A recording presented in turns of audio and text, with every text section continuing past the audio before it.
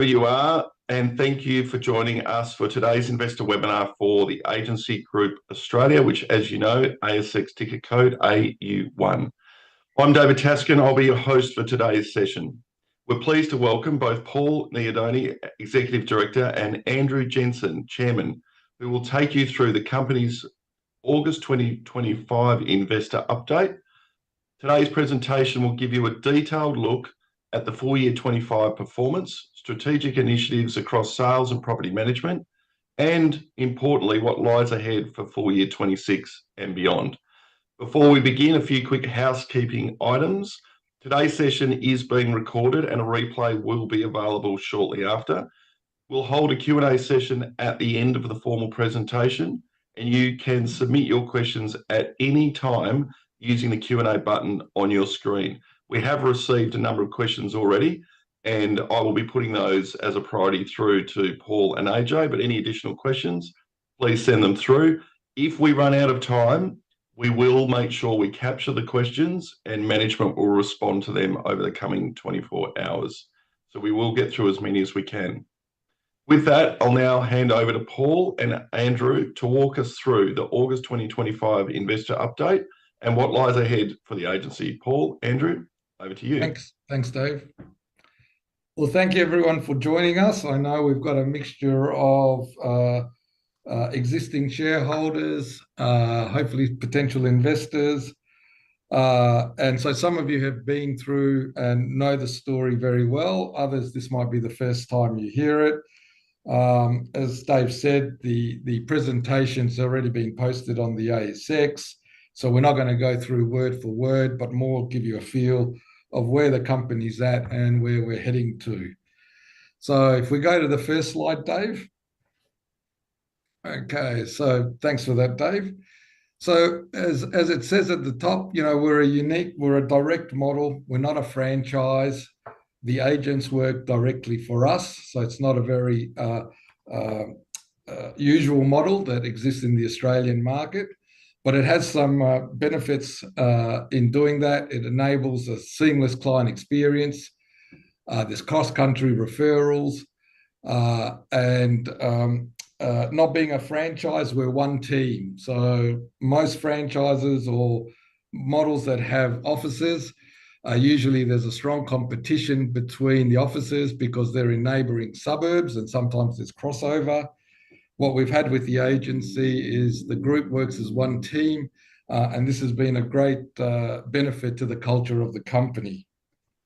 So we're not restricted by postcodes. As I said, we work with databases and people being able to sell freely across the metropolitan or country areas. And we're a performance-driven culture. We have multiple events that involve our agents and award nights to show them how they're performing. Our tech platform also gives them that performance and allows them to do their own budgets and modelling and see how they're tracking. One of the other benefits, of course, is the data lake. So the data lake is a single data lake that comes nationally. So that allows us to interrogate it better than most people. Again, if you look at a franchise model, the data sits in the franchise office. With us, the data lake sits nationally and centrally. So we can look at how we can look at that to improve lead generation, improve services and communication with the clients. But again, one of the things that we've always said about our model is that the agents are our clients and the vendors are the agents' clients. And so our job is to be able to deliver the appropriate support, tech and lead gen for the agents. All right, Dave, can we go to the next slide? Okay, so a bit of a breakup of how we are spread nationally. So again, as most people know, the model started in WA, so we got a bit of a head start, and that'll show later on in terms of market share. We have obviously residential sales, property management.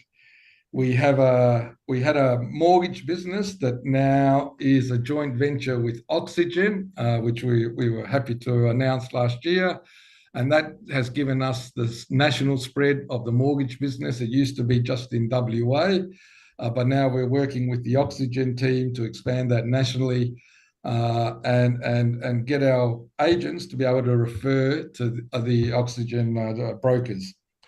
We are looking at the same with conveyancing. At the moment, conveyancing is in WA, like our mortgage business, successful, a very profitable business. And we're looking to do a similar model that we did with Oxygen in hooking up with a national partner that allow us then to offer the settlement and conveyancing service to our entire team. Again, as I said, we're one team, which is, I think, a massive difference. We're not a franchise. We work as one. And through that, we're able to attack the market as one company. The market is big. You've got the numbers there. It's $7 billion in gross commissions. And as you know, last year we finished up with 125 million in GCI. So there's still plenty of room for improvement. The market is also highly fragmented, with the largest player in the market share being Ray White with 9%. Also, the property management market is very large. And the agency at the moment has a portfolio that's valued at $37 million. Again, as most of you know, most of that value is off balance sheet due to the accounting standards. But that we have a healthy balance sheet because of that valuation. Our operational cash flow is now being used to fund growth initiatives. We've always said that we want it to be a national business. We're in every market now except South Australia and Northern Territory, as you can see in the gaps. We get many requests to go into those markets, but we now, having built out WA and New South Wales, our focus is now building out Queensland and Victoria. And I think now we've got the platform in place to increase that revenue and build that market share in those states. We've also got, as I mentioned, the strong balance sheet behind us. We're cash flow positive, and we've got a great experienced management team now to execute it and to move forward. So in WA, we're at 168 agents. You can see in New South Wales, it's 193. One of the things that we've decided to do is clean our roster last year. And WA probably was the one that needed the most cleaning since we've been around the longest. And it's just, I think, a natural attrition that occurs in the 7 to 8 years that we've been running. People were getting close to being semi-retired. People's lives has changed, or they're wanting a lifestyle change. But we thought it's now important that we present to the market and the brand a certain type of professional agent. So we're enforcing our minimum requirements of GCI for agents. We're recruiting people that are doing 300 plus. We're getting that experienced agent because we think that adds to the brand that we've got, which is a premium brand. And that's the brand we want. We don't want to become known as the brand that people come to retire at all. As I said, we're performance driven. And that's part of our culture. Thanks, Dave. Okay. So, why be a shareholder of the agency? Again, on the left-hand side, we've mentioned the strong balance sheet. It's a big market. We think there's opportunities in both the sales and property management side. We will talk about our joint ventures in the property management and our view to expand that, and the opportunity then to unleash that value that's off the balance sheet and use it positively. We've been using our revenue, as I said, to fund growth. We're focusing on Queensland and Victoria and getting that. We've focused a lot on IT, both in the sales side of the business and in the property management side of the business. We now have a great support service. We have a good team that's offshore in our sales support. Our agents always tell us it's the best sales support that they've ever come across and that they use. And our motto there is to do everything that's a non-productive task. So we want them to focus on listing, selling, and managing the vendors managing their vendors. So our target is to do 200 million GCI. We've always said that, and that's what we're on. We want to try to reach, and we've got a slide at the back showing our run rate and how we're performing. It's good to know that we've grown pretty much every year since we've been in existence. I think there was only 1 year when when the interest rate started to kick in that it became a very tough year. But every other year we've grown in both our agent numbers and our GCI. And now we're the only listed residential real estate investment opportunity. So for investors that want some coverage in the real estate market, at the moment on the ASX, we're the only opportunity to do that. On the right-hand side, I mentioned we're flexible models. So even though we're growing, again, one of our mantras is to be flexible and to move as the market dictates. And having the agents work directly for us allows us to do that. So we don't end up having franchise law and franchisee disputes. When we want to replicate or implement something, we can do it directly. Hence, one of the other benefits that we've encountered is that we have very good relationships with the IT teams at both REA, Domain, and CoreLogic. So when they're ever looking at a new application or a new idea that they want to implement, we normally get a call to see if we can be one of the test models. So at the moment, we're at 440 plus agents. We've got over 12,000 properties, and it's growing, which is very pleasing to see. Year on year, our property management business has been growing 15%. I think we collected just under $300 million in rent, which just gives you a bit of the size and scope of what we're dealing with, which was fantastic. And that produced probably a revenue of around $13.5 million. One of the exciting aspects of our rent roll is the strategic partnership with Trilogy that's now been running for probably just over 2 years, nearly 3 years. And we've learned a lot from that exercise and having that rent and roll fund. And this is one of the opportunities we see as one of our main priorities going forward in this financial year, is how to expand that and grow that opportunity in having a rent roll fund. Now, as I said, we'll talk about that a bit later on, but that is a very important part of what we're looking to do this financial year.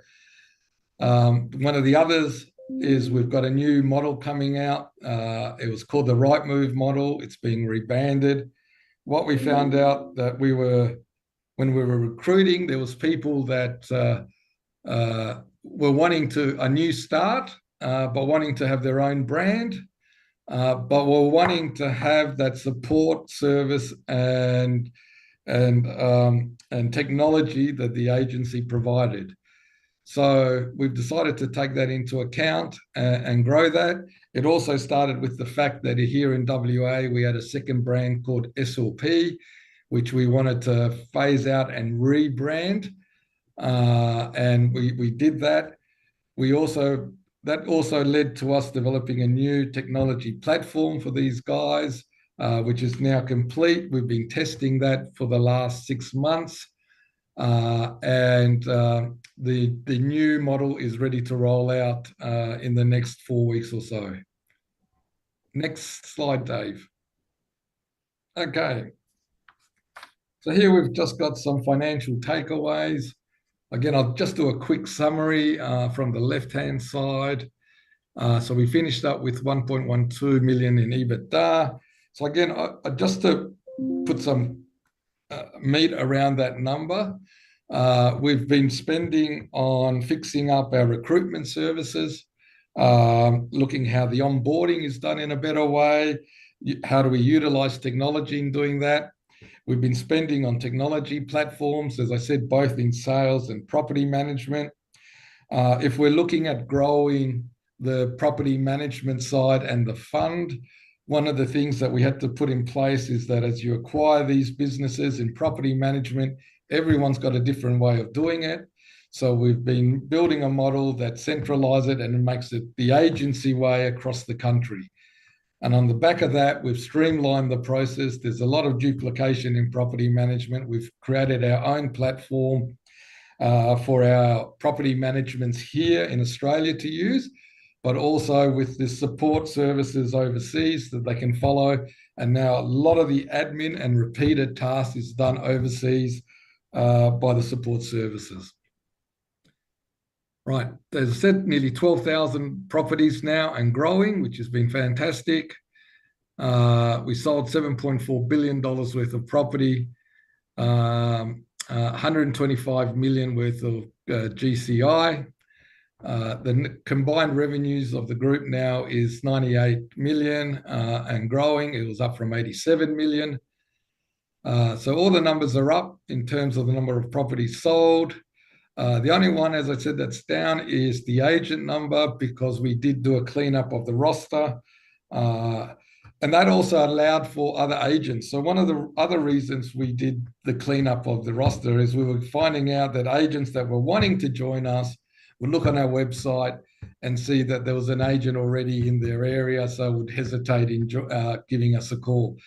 So by getting the non-performers, and I should say, the sort of semi-retired, when I say they were good performing agents when they joined, to move on, it's opened up those areas for new people to come on board.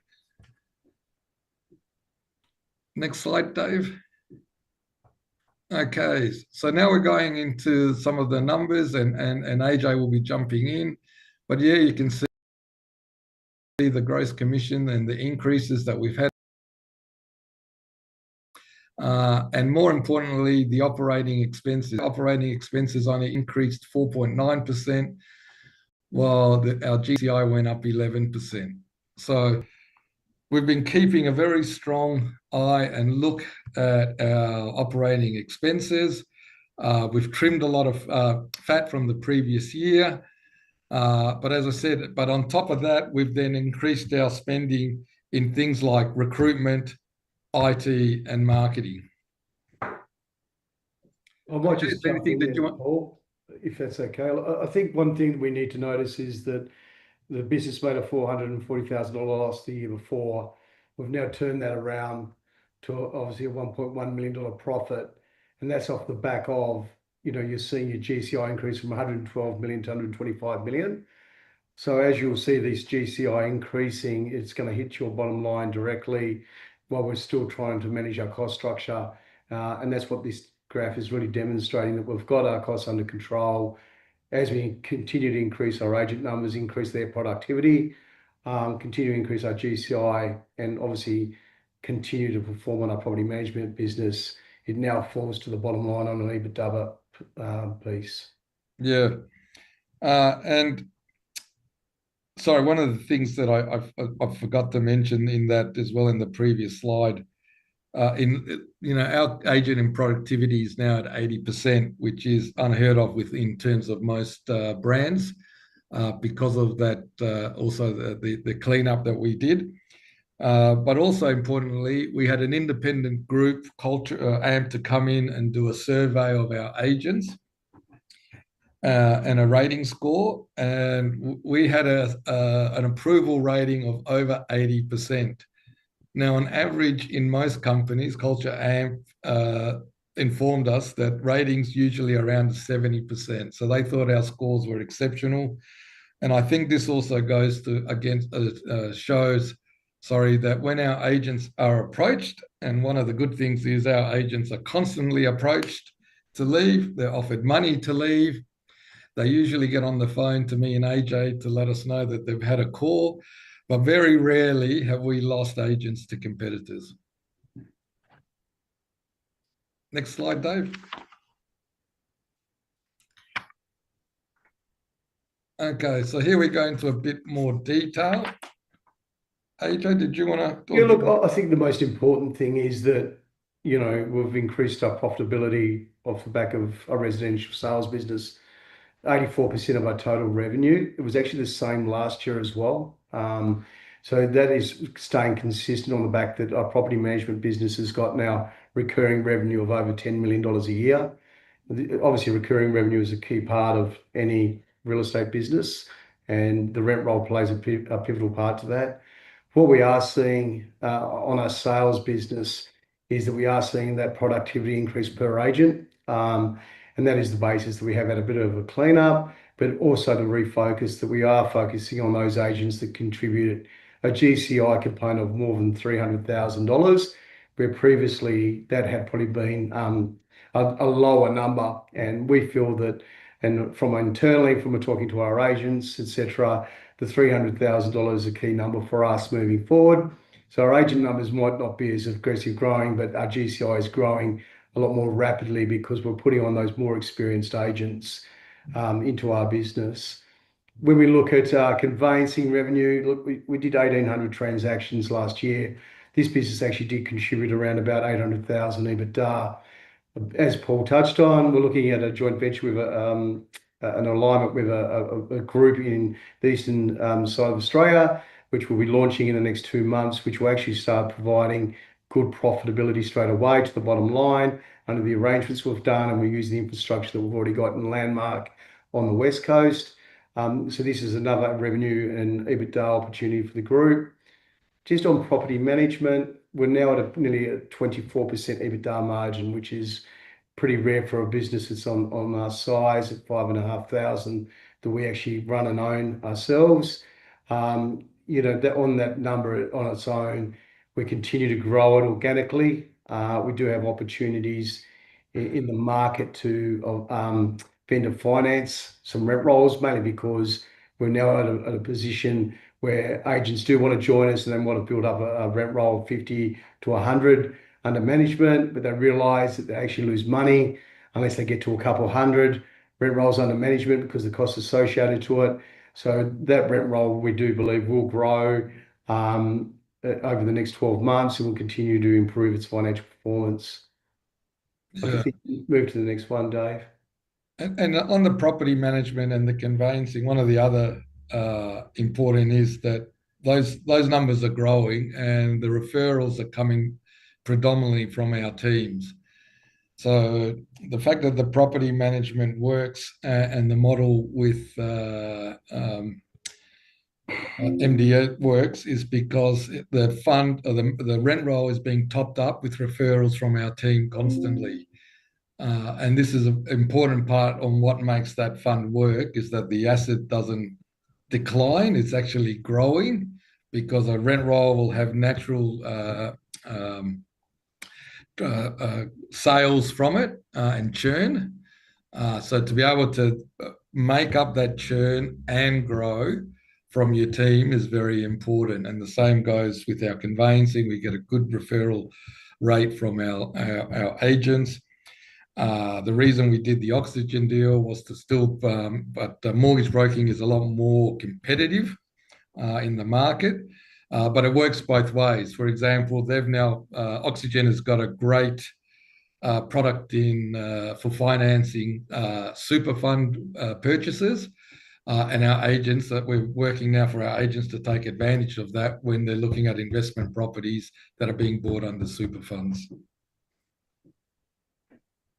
I might just jump on this slide, Dave. So as we're showing here, the total properties sold in Australia did go down there for a period of time, but back to Paul's point is that we've continued to grow year on year based on properties sold. That's because we are taking market share in the market.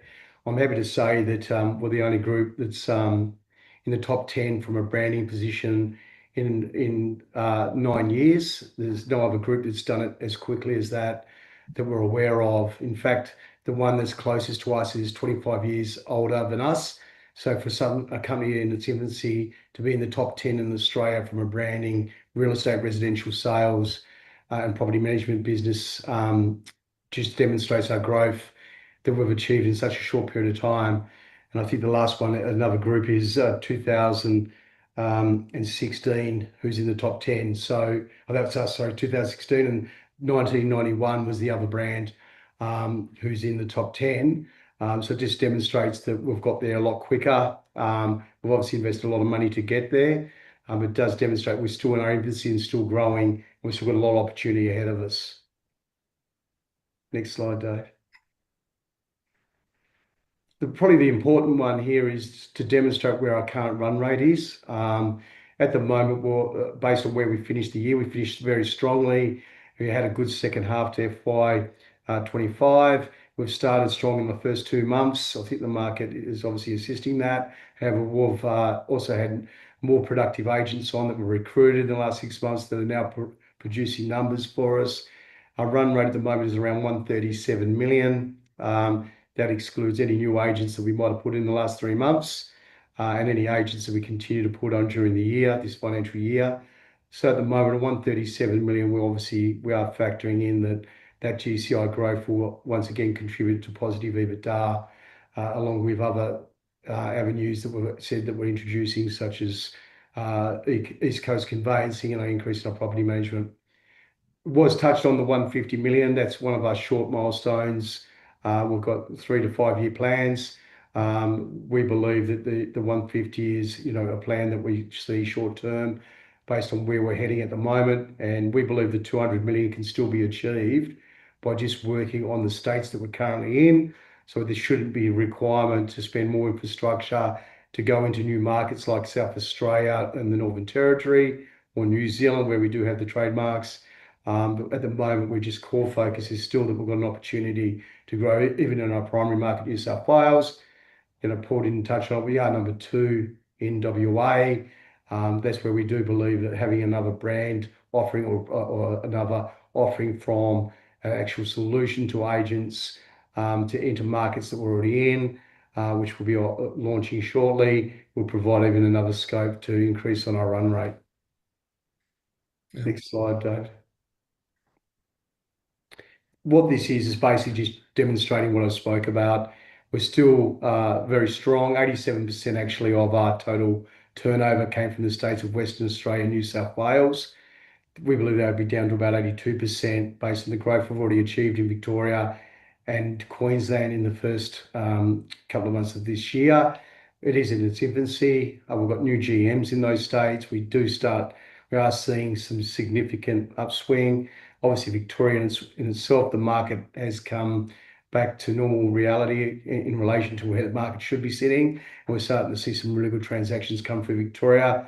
We actually, 3 of our agents that we have put on the last 12 months actually do have number 1 market share in those markets that they actually operate from, which is a difficult market in Victoria. It's predominantly independent brands or the smaller boutique brands, but it does demonstrate the agency now is starting to get a position where it is a recognised brand in Melbourne, and we're starting to attract more agents to us. 1.3% from a national piece that, as I said, puts us in the top 10, if not the top 8, and we continue to grow that and evolve.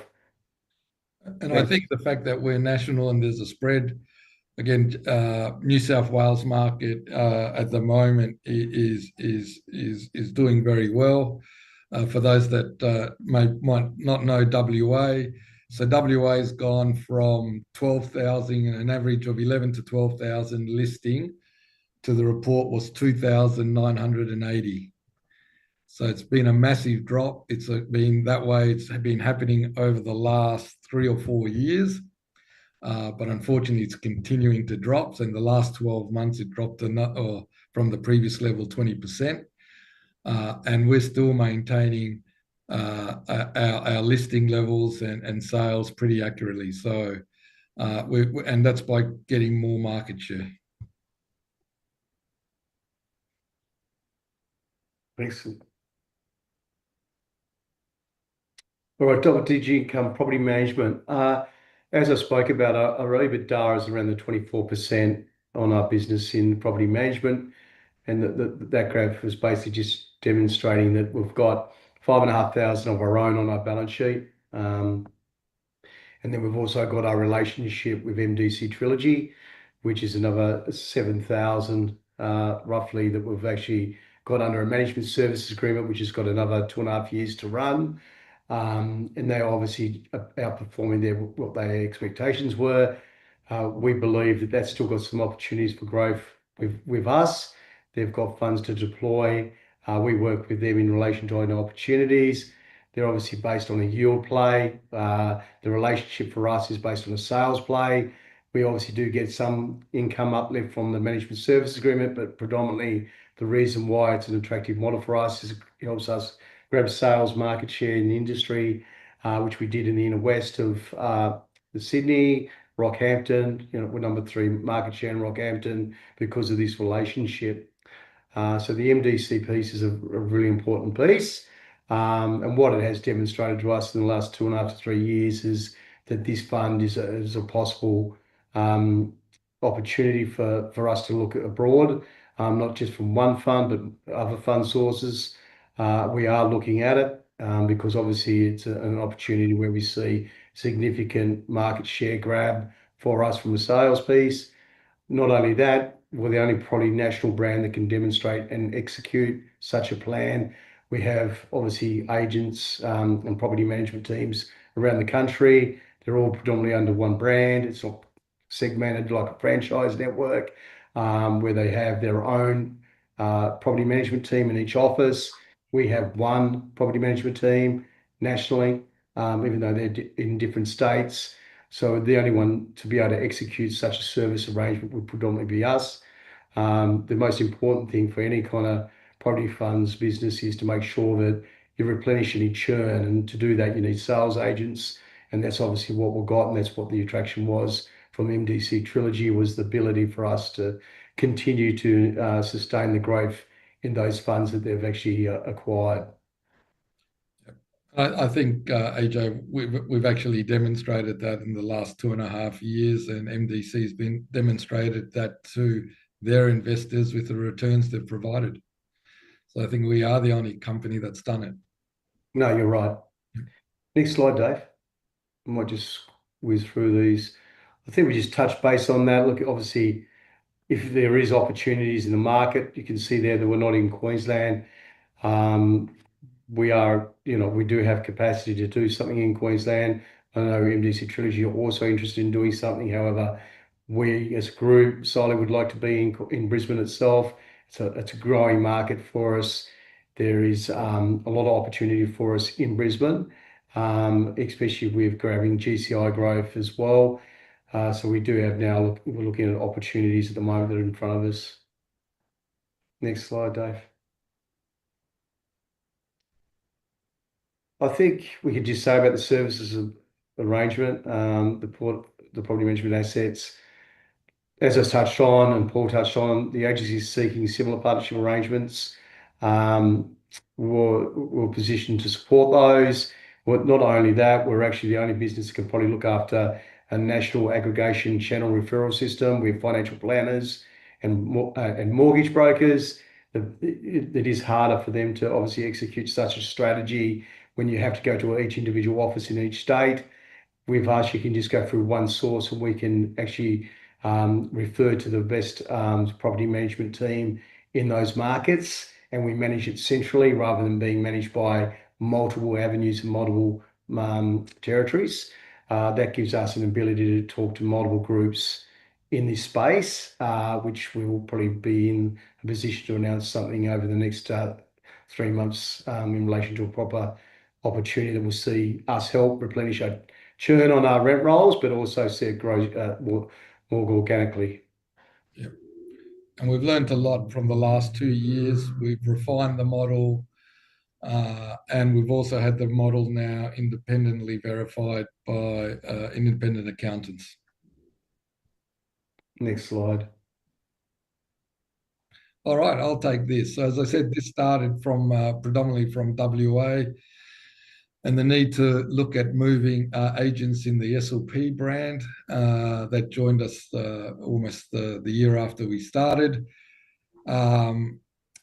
We were getting, as I said, inquiries by people that wanted our support, wanted our back office that they'd heard about, but wanted their own brand. So this model's been predominantly set up to go for a franchise that sees no value being in a franchise anymore, that wants to take down that sign, put up their own sign, and then also get the benefit of having our centralized support, centralized property management.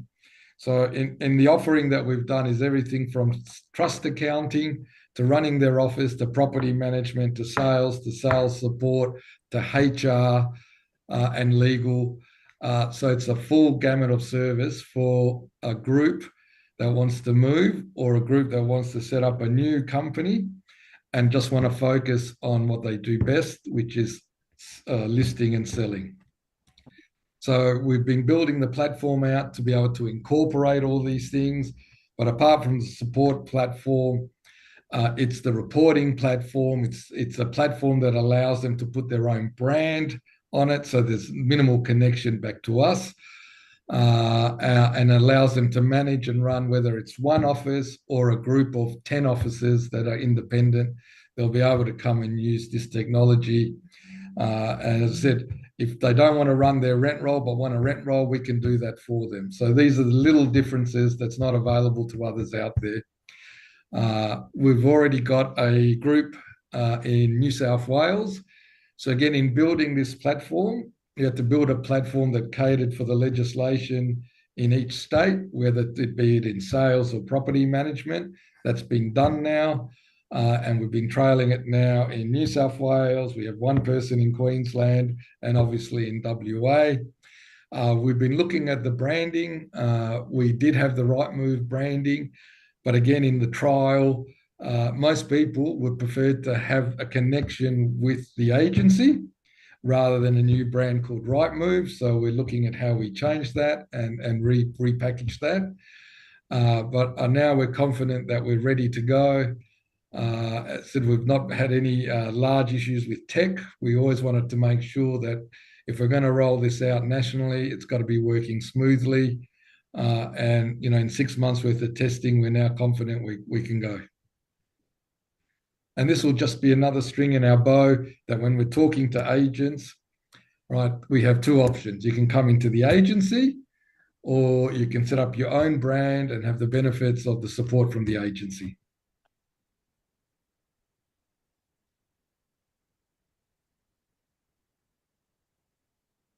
Thanks, Dave. Look, the performance, I think we've touched on this. We might just skim over it, but as we're saying, the cost of doing business is coming down 32% from 34. The EBITDA, 1.12 million. And as I mentioned, it is off the back of the GCIs. We are seeing revenue growth of 12%, and that is falling to the bottom line based on, the growth that we've now done. The fixed cost structure is there. Obviously, we're always going to have cost increases with premises, etc., 4%, and pressure on wages, for example. However, that growth continues to fall to our bottom line, which is demonstrated in those two numbers there. The agent mix is obviously a really important piece for us from a revenue growth. Scalability as well, for our perspective, the way the matrix works is the performance on the WA market. The revenue is basically treated at 100% compared to the East Coast, where we actually have an independent contractor model versus employee on the West Coast. That's probably one of the reasons why the revenue discrepancies when people look at it. But on that, our revenue is jumped up by 12%. As we talked about, the investment in Queensland, Victoria to build market share. We have deployed OPEX to focus on these markets because we believe there's significant upsize on those. I can say that they are profitable in each of those states now. However, the benefit that we've got in front of us is the fact that we've actually taken a position with some key agents, which those agents are now helping us build a brand and presence in those markets, which we can now build upon. Again, in that operating expense, just to remind people again, even though it's come down, we've probably spent an extra $1 million on our recruitment and our tech to get the platform ready for further growth. Next slide, Dave. Okay, so our balance sheet, our cash at bank is a strong position at 5 mil. One piece that, from the balance sheet point of view, which is always makes it difficult, the balance sheet, we've been amortizing a rent roll, and that obviously impacts our net profit position as well. Any assets rent rolls we acquire under the AASB accounting standards, you do actually have to amortize them over a 6.5 to 7 year period.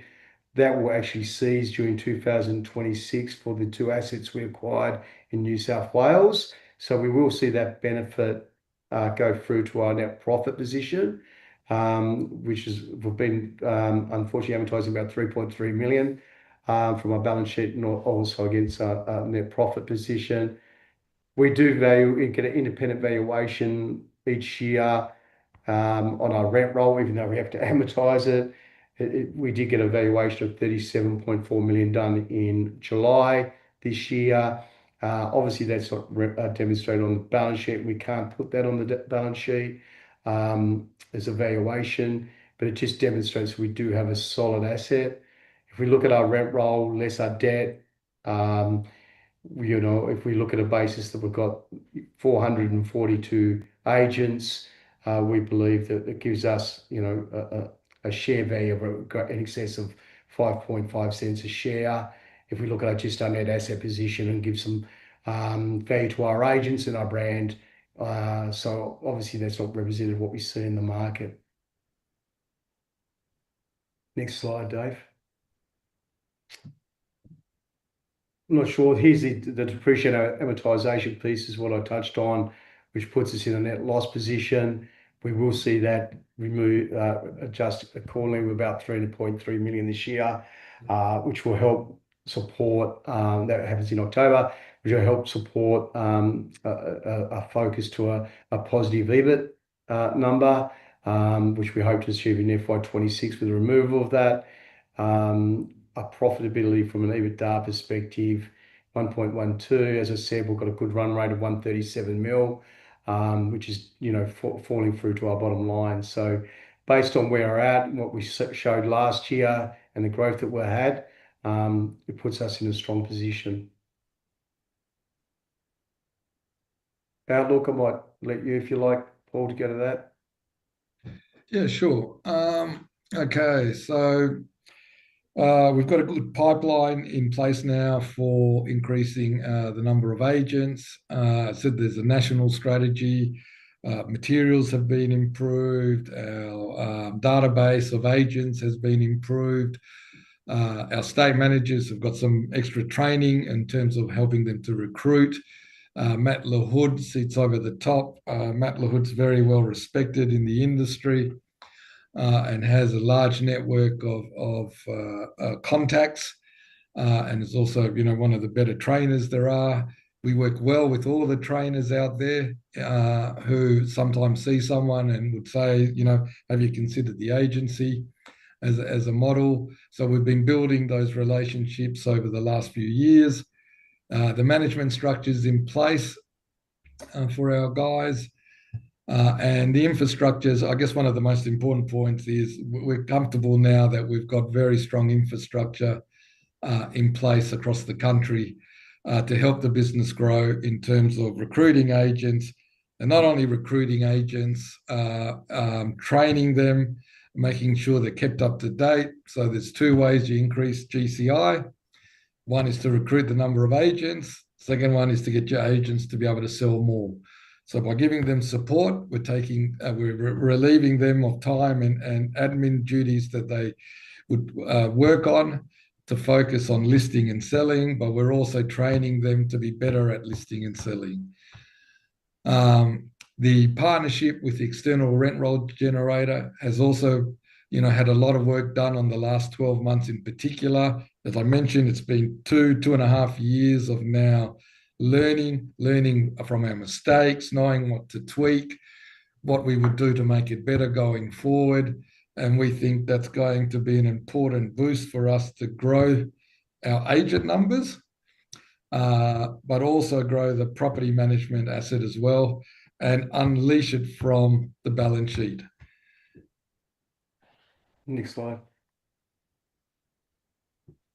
That's the corporate structure. One of the new members to the board is Dr. Michael Shaper. It was very important for us to get him on board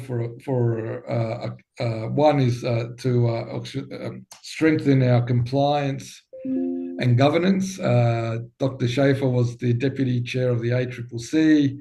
He's on the board of the Australian Company Directors. and a number of other boards.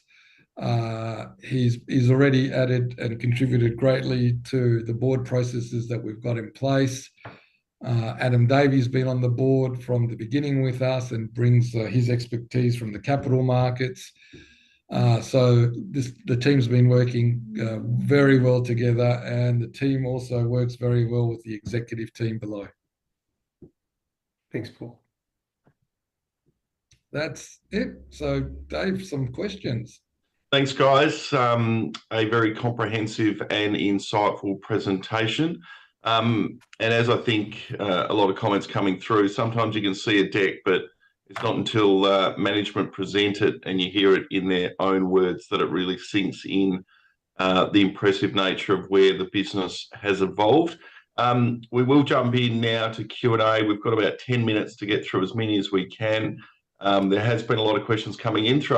As I said at the beginning, we'll get through as many as we can, but any that we miss, we will capture and put forward to management, who will deal with them over the next 24 hours.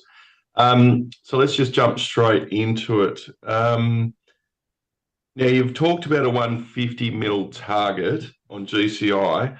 You've obviously got a strong run rate at the moment. How does the pipeline of what you see coming into the business help you move towards that target? Okay, so jump on that, Paul. Yeah, I guess it's twofold, as I mentioned. There's market conditions that you've got to take into account, and one of the benefits of this business being national, usually you find out when one market's down, another one improves. So in the last, I guess, few years, WA's had a strong market as opposed to the East Coast, and now you're seeing the East Coast having a very strong market, and the WA constrained by the number of listings. So you need agents, and that's why there's always a focus on recruitment of agents. And that pipeline at the moment, AJ, what was the number that we said Matt had? 47 on the East Coast? We've got 47 in New South Wales. We've got a pipeline of in excess of $20 million GCI at the moment, who we're talking to. So that could be offices to individual agents. We run it through HubSpot. We've got a platform that's been specifically built for us, which is all around recruitment. We've got recruitment marketing teams specifically to recruit. Our pipeline, and it's really a focus for our state GMs, who they have to talk to regularly through their HubSpot account. So we actually do track regularly and daily who we're talking to and how many agents are coming in. And at the moment, we've got a pipeline of in excess of $20 million that we're in deep discussions with. And as I mentioned, Dave, there's two sides to that coin. One is recruiting of agents and quality agents that now we're focusing on, and improving your current list of agents. And from next year, we actually, and it's all budgeted, but again, this is the investments we're looking in. We have a national training coordinator who will pull all the training materials that we have and run a national training program for all our agents.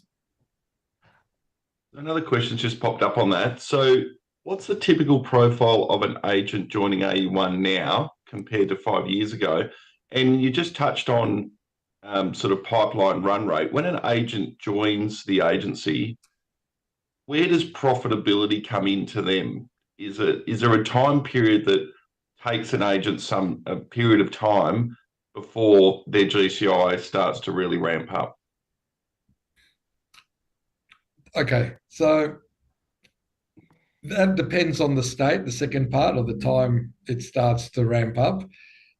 In the East Coast, that time frame is usually 3 months. And that's because on the East Coast, due to auctions, agents usually come across with no stock. So they usually sell what they've got before they leave and join another agency. In the West, because it's not an auction system, agents will leave with stock. So if they're coming with stock, their time frame usually is within a month to a month and a half. They're up and running and on track. So what was the first part of the question? And what's the typical profile of an agent joining AU1 now compared to 5 years ago? I don't think there's much change. I think 5 years ago, again, because the market's gone up, we were looking at probably agents that were doing around the 250 GCI. And now our target is 300 GCI. And just another point, questions come through on your earlier point around time frame to an agent bringing revenue to the business. I suppose, when does the efficiencies of the agency model kick in to take them to the next level? Okay, so that's a good question, and we've got anecdotal evidence on that on agents that have joined us and gone to the next level due to support. We're looking at how we can strengthen that from anecdotal evidence to more statistical evidence, because there's a number of factors to take into account. And the first one being the market. If you're in a booming market, you're going to do far better. So you've got to average it out over time. But anecdotally, put it this year at Altitude, we had 31 agents that write more than $1 million out of our 37 agents that write over $1 million in GCI or 75 sales, which was a record. And every year that's improved. And that proportion is getting higher than the number of recruits we're getting. And when we talk to those agents, and we've got a number of stories, Team Rash in WA, for example, and I've got others in the East Coast, where, when Rash joined us 5 years ago, he had no real estate experience. And he was an outliner that we picked, and now his team's doing 3 million GCI a year. Adam Namoski here was doing $500,000. He's doing 1.2 million now. When we talk to the agents, we can see, yes, part of it is the market, but they also tell us part of it is definitely the support they get and the time that they're allowed on just working on marketing and listing, then completing compliance and admin. AJ, I think I might just jump on that. So it gets back to the question: what kind of agents we're attracting? We're attracting those agents that know that they want to build a team. So they're actually they're at a performance level where they want to start to be managing a team underneath them to grow their GCI quicker and faster. And that under our model, they obviously get the support to do that with all the back office taken away from them, so they can just list and sell and manage their team. Getting back to Paul's stat, that 37 over $1 million that means 1 in 10 of our primary agents is actually doing over $1 million or 75 transactions. And that's supported by the fact that we've got a lot of those, where every one of those actually has a team member or multiple team members. And it demonstrates they've come to us, worked on it, on a process, worked under our program that we provide them, and to become $1 million riders. And that is what we're now being seen in the market, why people come to us and join us, which is not what was there and seen previously. So we're actually starting to see these people realize that the overheads in the market of running an office, etc., to build a team is difficult. We're now seeing that they're coming to the agency to do the same, building a team. However, we've had all the cost structure behind it. And again, the anecdotal evidence to us is, if you look at all our top agents, even those Altitude ones and the ones just under Altitude, none of these guys, some of these guys have been with us since the start. They've been offered big amounts of money to move. They've been offered franchises to move. None of them have moved, which one goes to the culture of the organization, but two, to obviously they do appreciate the support and the systems in place that help them grow their business. And what role does technology and the data lake play in giving agents that competitive edge? I think what it does, it helps us provide better information to them and better marketing suggestions to get their listings. The database, just in WA, for example, we've now got over. So if you're thinking of a state with 2 million in the metropolitan area, we've got a data lake of 500,000. So if you take out children and married, we've got a massive database that we can work. Technology is very important in that. We're always communicating with them. We're trying to find out more about them. And as I said, what this has done is enabled us to develop relationships with other large industry players and suppliers that also have large databases to develop tools to better work that database. Last couple of questions. Pretty direct ones, so I'll just hit you between the eyes if you don't mind. The growth in revenue is impressive, but seems this is not translating into profits. When will this change, and what's the trigger? I think I might have touched on that, Dave, for the presentation, but it was more around the fact that we've demonstrated we've gone from 112 million GCI to 125 mil. The EBITDA has gone up $1.5 million from that. So as the GCI and revenue is growing, it is falling straight to the bottom line. Yes, there has been small growth in OPEX, but that has been accounted for with the OPEX percentage of revenue going down.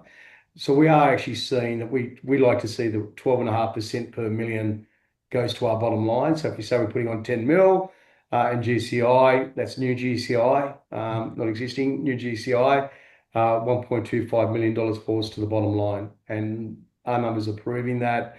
We're seeing that from last year to this year. And we're obviously still growing our rent roll too, which is recurring revenue while building an asset. If we continue the same growth trajectory on our rent roll will be worth another $3 million in 2 years, so over $40 million. So when you're talking about a market cap of, let's say, 9 million to 10 million at the moment, and you've got a rent roll asset growth of another $3 million, we're starting to see this value, but it's not extracted on our balance sheet. Unfortunately, we're not seeing the value being demonstrated as well in the market.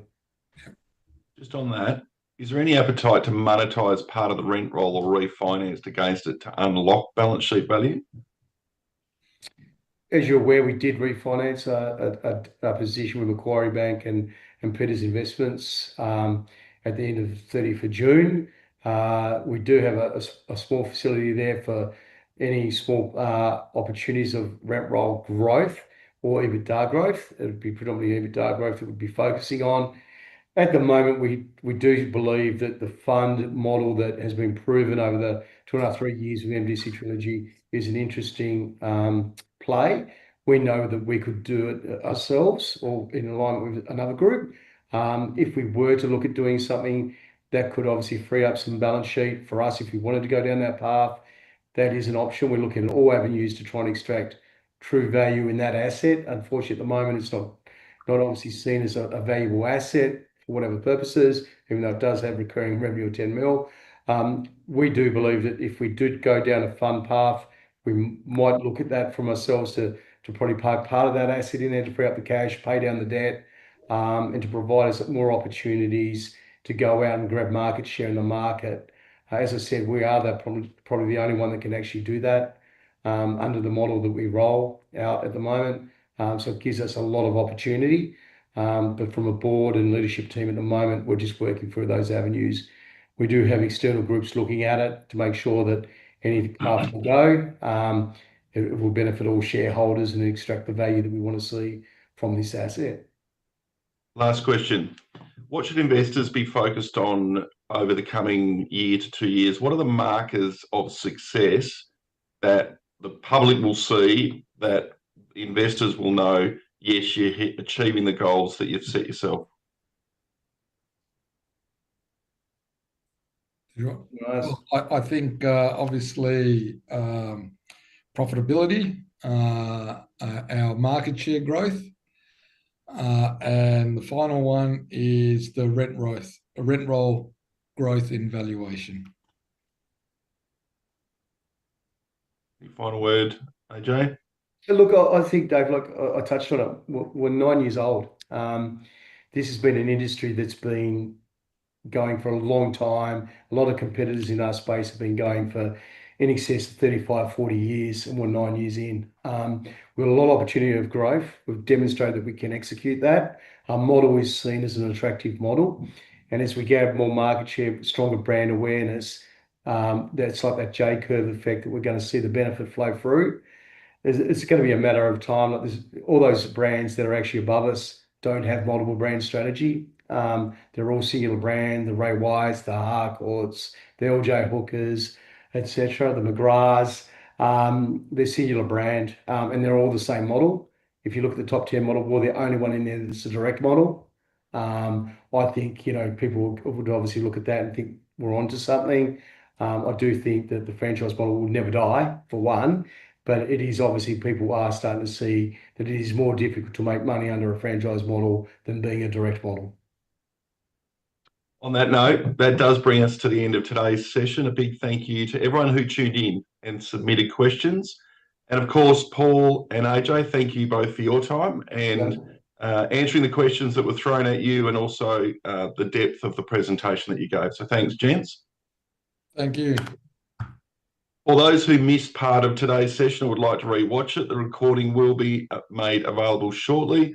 And as I mentioned, if you do have any further questions following the session, please don't hesitate to reach out to the team. Thanks everyone for your time. Have a great